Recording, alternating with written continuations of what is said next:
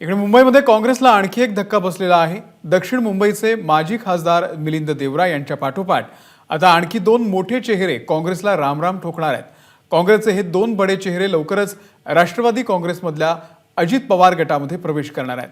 वांद्रे पूर्व मतदारसंघाचे आमदार आणि युवक काँग्रेसचे मुंबई अध्यक्ष झीशान सिद्दीकी आणि त्यांचे वडील म्हणजेच वांद्रे पश्चिम मतदारसंघाचे माजी आमदार बाबा सिद्दीकी हे दोघेही राष्ट्रवादीच्या अजित पवार गटामध्ये प्रवेश करतील।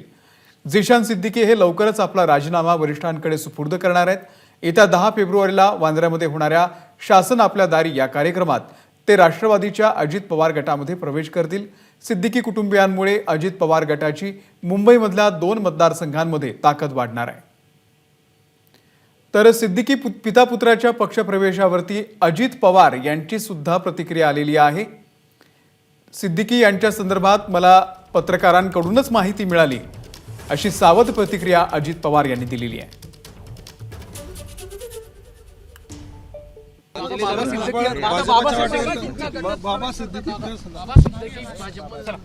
हे तुमच्याकडूनच माहिती मिळाली। छगन भुजबळ पण भाजपच्या वाटेवर जात असल्याचं अंजली दमाने म्हणतात।